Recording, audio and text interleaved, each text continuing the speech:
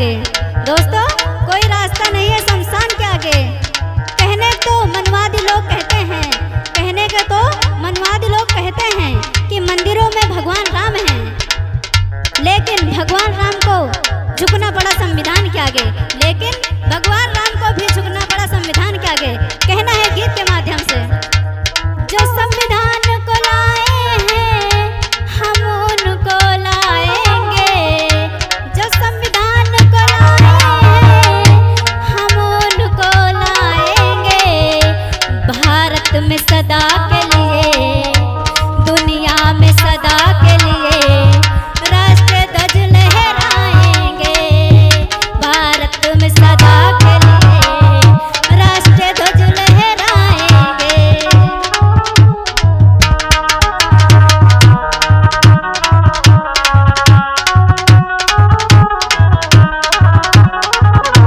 जो संविधान को लाए हैं हम उनको लाएंगे, जो संविधान को लाए हैं हम उनको लाएंगे।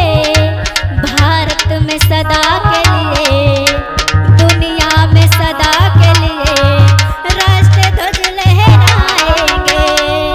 भारत में सदा के लिए राष्ट्रीय ध्वज लहराएंगे।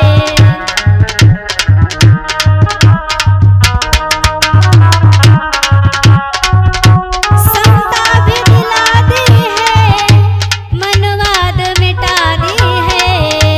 समता भी दिला दी है, मनवाद मिटा दी है।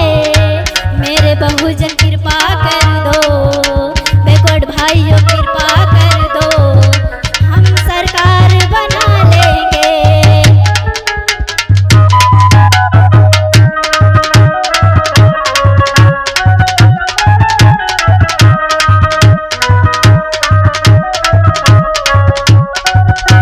समता भी दिला दी है, मनवाद मिटा दी है।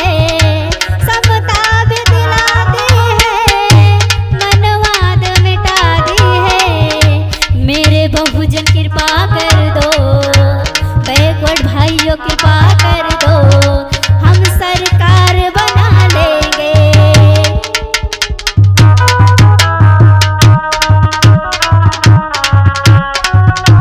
जो संविधान को लाए हैं हम उनको लाएंगे, जो संविधान को लाए हैं हम उनको लाएंगे। भारत में सदा के लिए, दुनिया में सदा के लिए राष्ट्रीय ध्वज लहराएंगे।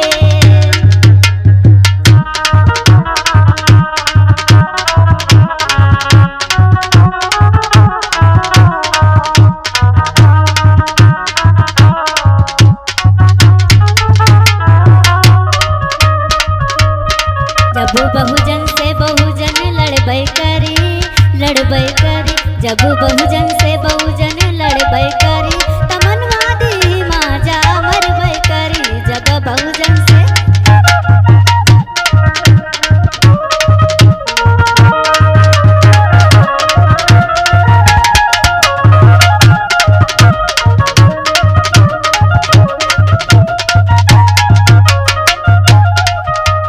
का बताएं?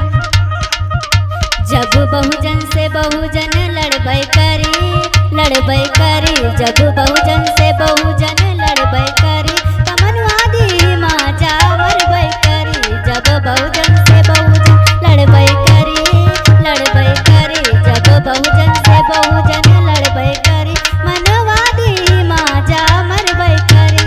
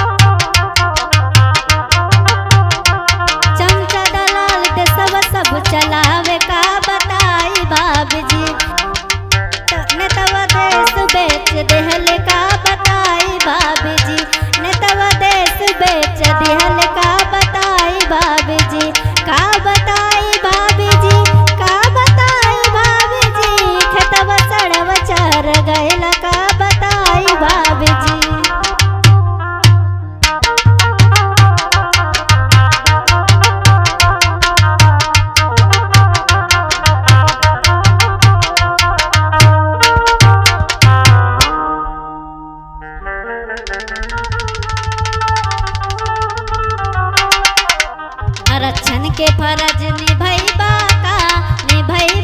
का अम्बेडकर मिशन के आगे बढ़ैबा का आरक्षण के फर्ज निभैबा का अम्बेडकर मिशन के आगे बढ़ैबा का।